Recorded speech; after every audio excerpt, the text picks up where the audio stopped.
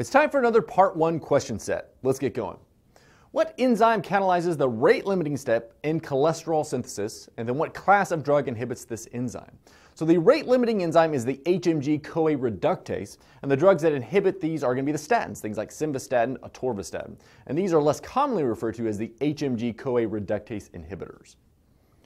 Next, what arteries supply the adrenal glands, and from what arteries do these arteries arrive? So there are 3 adrenal arteries on each side. So you have the superior adrenal artery, which arises from the inferior phrenic artery. You have the middle adrenal artery, which arises directly from the aorta near the origin of the SMA. And then you have the inferior adrenal artery, and that arises from the renal artery. Next question. Many factors are involved in the proper morphogenesis of organs in utero.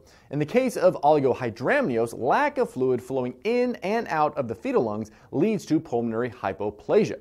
This is an example of which type of error in organ morphogenesis. So this is an example of hypoplasia or incomplete organ development. Next question.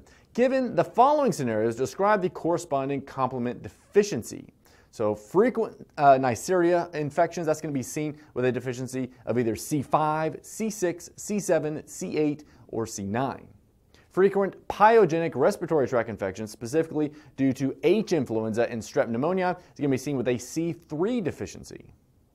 Paroxysmal nocturnal hemoglobinuria is actually not a complement deficiency, but rather a deficiency of either CD55 or CD59, which prevents a complement from attacking RBCs. Now, the complex of CD55 and CD59 is also called decay activating factor, DAF.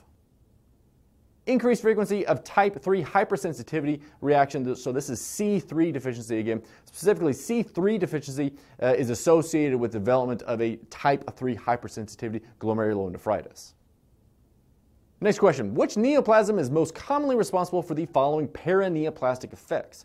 So first we have a tumor secreting ACTH, that's going to lead to Cushing's syndrome. This is classically caused by small cell lung cancer. A tumor that secretes PTH-related peptide, which leads to hypercalcemia. Actually, a lot of cancers can do this. Squamous cell lung cancer is the big one. So that increase in PTH will lead to hypercalcemia. Then also you can see this with other squamous cell tumors, like squamous cell tumors of the head and the neck, also renal cell carcinoma and breast cancer. A tumor that secretes erythropoietin, which causes polycythemia. 4 cancers you need to know for this one: renal cell carcinoma, hemangioblastoma, which is a vascular tumor of the CNS, hepatocellular carcinoma, and then pheochromocytoma. And then a tumor that secretes ADH leading to SIADH and hyponatremia. Again, small cell lung cancer can do this, and so can various intracranial neoplasms. So any kind of intracranial pathology can cause SIADH, so strokes, bleeds, brain tumors, that sort of stuff. Next question. What nerve is damaged when a patient presents with the following symptom? We're looking at the upper extremity here. So if you have a claw hand, you got to think about an ulnar nerve problem. APAN is median nerve. Wrist drop is going to be the radial nerve. Scapular winging is going to be the lung thoracic. Unable to wipe bottom, that's going to be the thoracodorsal nerve. Loss of forearm pronation, think of the median nerve. Cannot abduct or adduct fingers, that's going to be the ulnar nerve. Loss of arm abduction, that's going to be axillary. Weak lateral rotation of the arm, that's going to be the suprascapular or the axillary again. Loss of arm and forearm flexion, think of the musculocutaneous. Loss of forearm extension, think of radial. Trouble initiating arm abduction, that's going to be the suprascapular. Unable to abduct arm beyond 10 degrees, think of axillary. And then unable to raise arm above horizontal, think of long thoracic. Next question. What renal pathology is characteristic of RBC casts and proteinuria? So red cell cast means that you have bleeding in the nephron somewhere. So most commonly this indicates some type of glomerulonephritis. Although you could also see this in acute malignant hypertension with in-organ damage to the kidneys, or maybe from acute renal ischemia. Next question.